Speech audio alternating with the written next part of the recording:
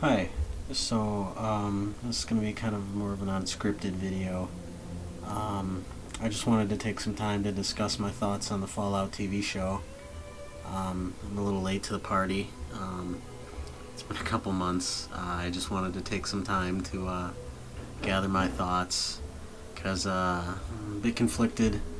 You can probably tell by my tone and from the title of the video that I did not enjoy the show. And coming into it, I didn't think I was going to be enjoying it. There were a lot of positive reviews that I heard before watching it, so I did get my hopes up a little bit for that. But in the end, I did not enjoy it. I actually didn't really finish the TV show. I kind of dropped off after a couple episodes. There wasn't anything there for me that really interested me. A little bit of background. If you can't tell by my channel, I'm a Fallout fan, but pretty particular Fallout fan. Not to be pretentious about it, but I do really enjoy Fallout New Vegas.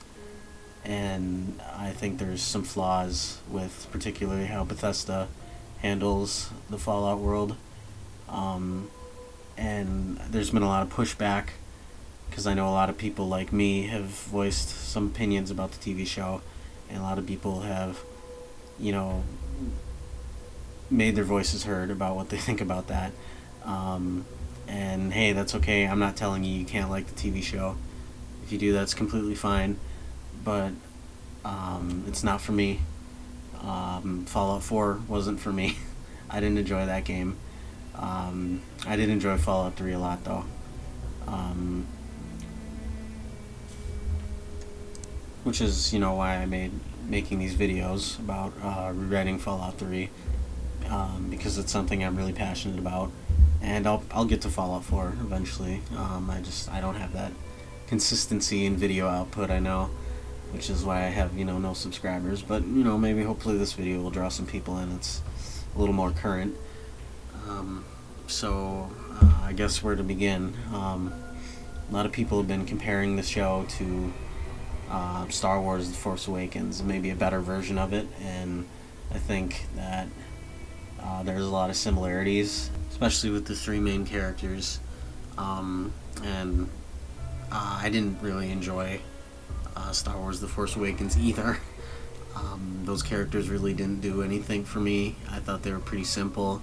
I didn't, really think that they were going anywhere that was all that interesting.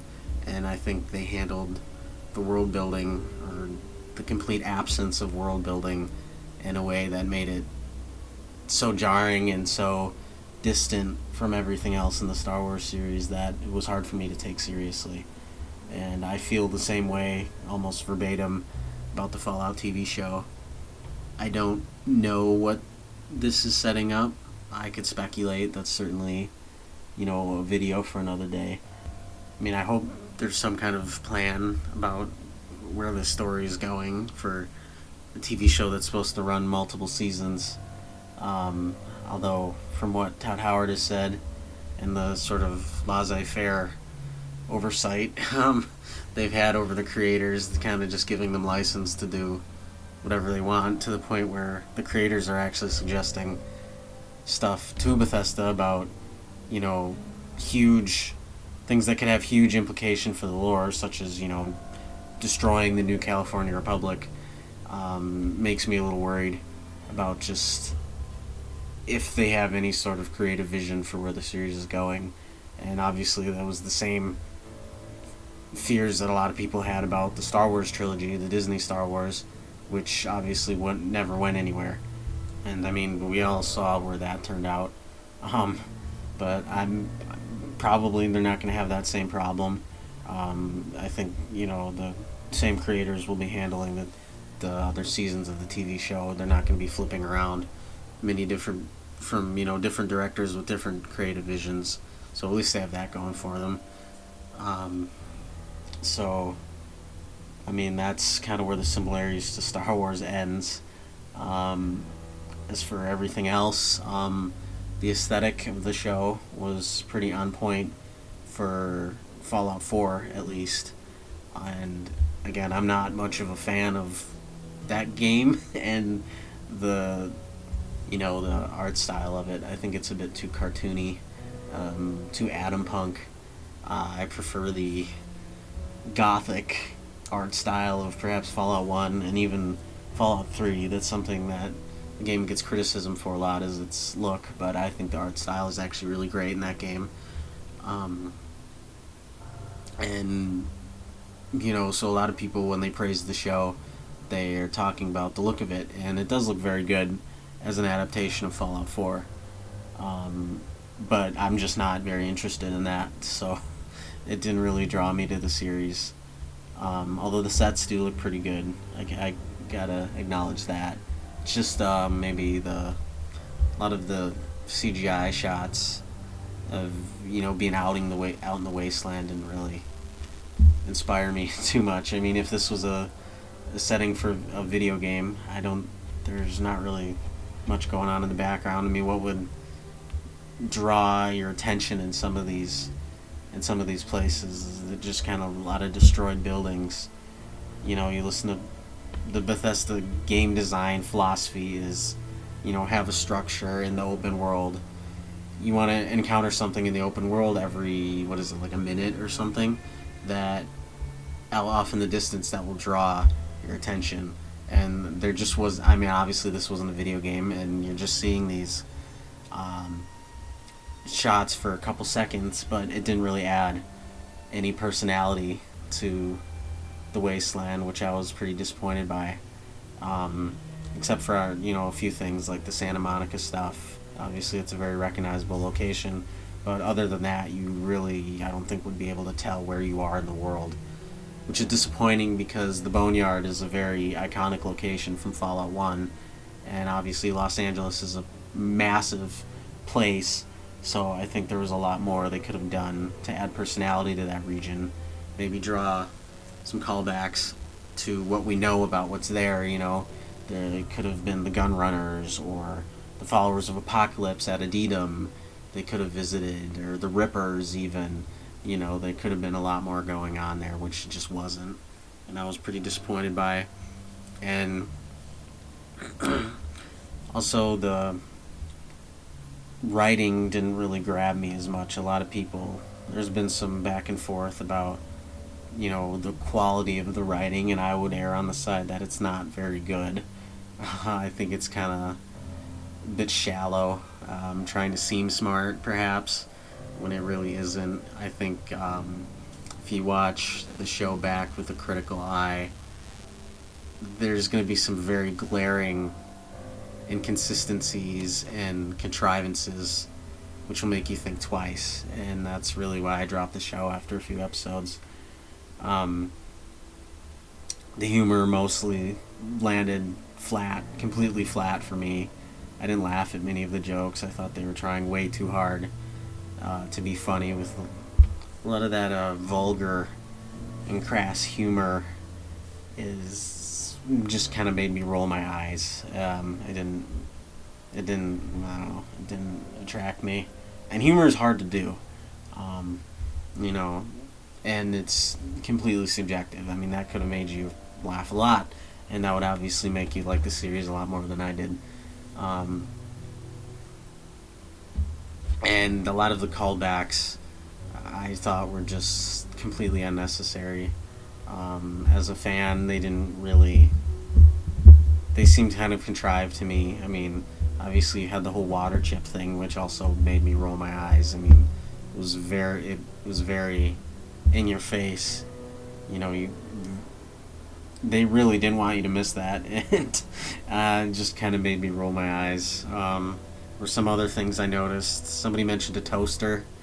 I think probably in reference to the toaster from Old World Blues. Obviously, I've seen clips of the later parts of the show, and I've seen, Mr. House is in it, Sinclair is in it from Dead Money, and that's something that people bring up a lot, when they're talking about the series, when they say, well, how can this, not be faithful to Fallout New Vegas? It includes all these references. Obviously, you see New Vegas at the end of the TV show, and that's true. I mean, I was never of the opinion that they were trying to retcon Fallout New Vegas, or they were trying to completely erase it. I just think it was handled in a way that isn't in the spirit of Fallout New Vegas. It really contradicted a lot of the world building that that game did. And I think that's really at the heart of the issue here is world building. I've never been a fan of Bethesda's world building. Honestly, in any of their games, I think it's been pretty poor.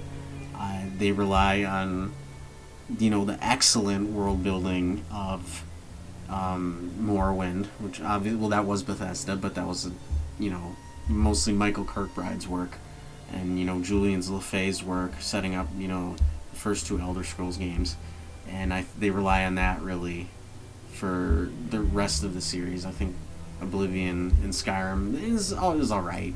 It's passable world building. There's some interesting things going on there, but I think a lot of missed opportunities for how interesting and unique that world could actually be. And that's another conversation for another day.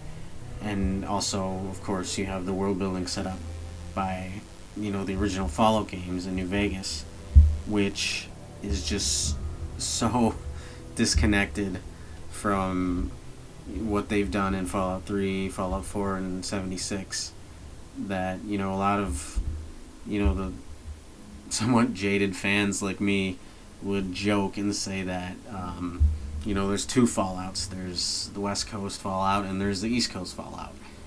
And honestly, that was a good way of compartmentalizing it and kind of saying, well, there's two series, and, one of them you can kind of take seriously, and one of them you just don't. And here you got, obviously the TV show coming in and saying, nope, here it is. Here's the West Coast is Fallout now. We're doing this. We're doing Bethesda Fallout. And it's pretty clear that what this TV show is doing, I think, is setting up a return to California for Fallout 5. And there's been a lot of speculation over the years, and I think it's pretty much almost confirmed that somewhere in California, probably San Francisco, is going to be the location for the next game. And, that's fine. That could be interesting, at least if it's handled well, if it seems like a positive development for the series, which I think is why a lot of us have been so upset with the changes that this show makes about the lore, is because I feel like this is a negative development. It's sort of resetting the progress that was set up in, the West Coast games of civilization rebounding from the war and developing into new and unique societies, and kind of setting it back to square one, pretty much, which is really disappointing, because that's what really attracts me to the story of those games, is that thematic overtone. And if you want that explained better, I would say check out Rambaline's video about that. It's really good. Explains it better than I could have. And that's not to say that I completely disagree with, some kind of, civil war or anarchic state tearing apart the NCR. That could be interesting. I just don't think it's handled very well. It doesn't, it kind of comes out of nowhere. And, there's a lot of speculation about, obviously the whole retcon controversy, which I think was probably just a mistake, a set mistake. And a lot of people are debating, saying, well, what are they cooking with this? I don't think they are cooking. I think they just kind of came up with an idea and said, sure, let's go with that. I don't really know if anything's coming down the pipeline. That's going to be interesting with that. It's just something we're going to have to live with now. That's just kind of the way the Fallout world's going to be now. And it really makes me think about TKS Mantis's review of the series, and something he says in that is, at the end, is that the NCR isn't gone. It's an idea. It's always going to be there. It's always going to be part of the Fallout franchise, and he's not wrong. He's very correct in that. But I think translating that into sort of why some of us are disappointed is because Fallout is a product now. It's become a product. It's not a world that we can live in and get immersed in anymore. It's becoming more ubiquitous. Like Star Wars, like Lord of the Rings, like a lot of these other things that these mega companies like Microsoft and Disney are trying to push, and kind of make them into multimedia projects and stuff. And when these kind of companies have access to something like that, they can do whatever the hell they want, and they are going to to make it seem interesting, to appeal to people, to try and sell as much as possible, to get as many people viewing as possible. And I think a consequence of that is creative storytelling, a very major consequence. And you might say, well, how is that a surprise to you? How that Fallout has become a product. And it's kind of been, I think, that the disappointment of Fallout 4, because I was hyped for that game. I wanted it to be good, and it took me a long time to realize that it's not a good game. I did not enjoy playing it. I forced myself to play most of it. I didn't finish it, but eventually I realized that I don't like this game. I don't like playing it. It can be fun with mods. I think the Enclave mod is really good, and I think the weapon gunplay is actually really good. It's just the weapon diversity isn't there, and obviously the story and the factions don't really grab me the way that Fallout New Vegas does, or even Fallout 3. And so I think after that disappointment, a lot of us just disengaged. Most of the people I talked to who were also Fallout fans at the time that 76 was coming out didn't even consider playing that game. We thought it was a joke, honestly, and it was a joke. It is a joke. I don't know how a lot of people have gone back to that game. Apparently, it still gets players, and I guess that shows you how these companies, they have so much resources at their disposal. No matter how hard they fail, they can just push something through with the power of mass marketability. There's probably some good elements to it. I heard the Wastelanders update was actually pretty decent, but it makes me kind of roll my eyes that how many years are we gonna have to wait for when a game releases before it actually gets good? And shouldn't companies be punished for kind of pulling the rug out from under you like that? But obviously I haven't really played that game. A lot of us haven't, and so all of a sudden then the Fallout TV show comes up, and it's so obviously Fallout as a product. It kind of took me by surprise. I think it took a lot of us by surprise, just the state that the franchise is in, because it is a franchise now, not just a franchise of games, but a franchise of products. It is an aesthetic that Bethesda and Microsoft wants to sell to you, and that shocked me, because I've been a fan of this from before Fallout 4. Not as long as many people. I'm not that old, but I can remember the days before this was everywhere, and it's shocking to me, and I frankly don't like it. You can say that I'm a gatekeeper. You can say that I'm being pretentious all you want, but oh well. And it's kind of funny to me because I've seen this clip online, and it's of what's his name, Matthew Berry, I think, the guy from What We Do in the Shadows. His character, who voices the Mr. Handy robots, has a part in the show where his character talks about how he's a product. His voice is a product, and so is Walton Goggins' character is a product, and that's all a part of the critique of consumerism, I think, which is inherent to the Fallout franchise. A lot of people have debated you know, is the show woke for me for its anti-capitalist messaging, which is pretty on the nose. I don't think it is. I just think it's pretty shallow critique. I mean, what's the point of ending the world to what, sell more products to who exactly? It's not a very. It's almost so stupid it's laughable. I don't know if it's meant to be laughable. I don't think so. I think you're meant to take it seriously. It's certainly ridiculous.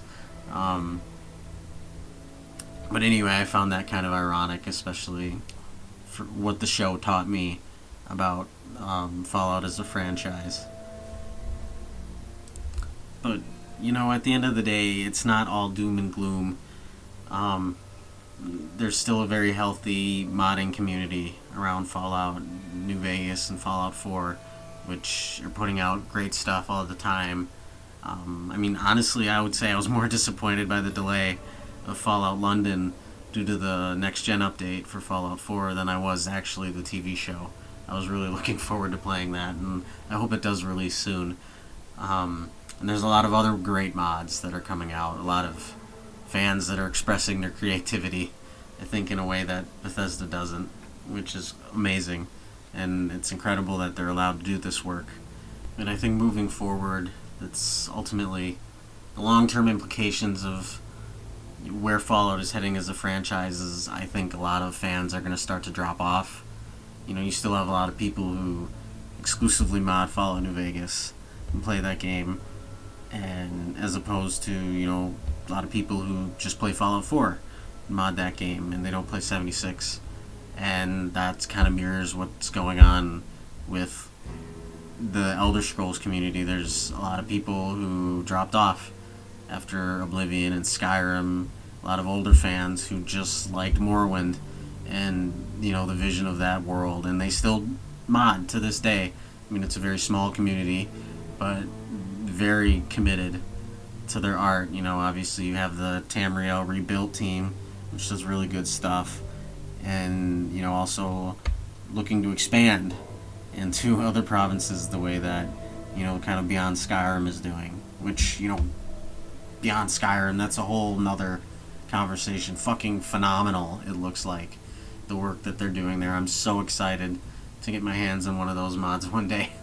Honestly, probably more excited than I am for even Elder Scrolls 6, which is, just when is that coming out? What is that even going to look like?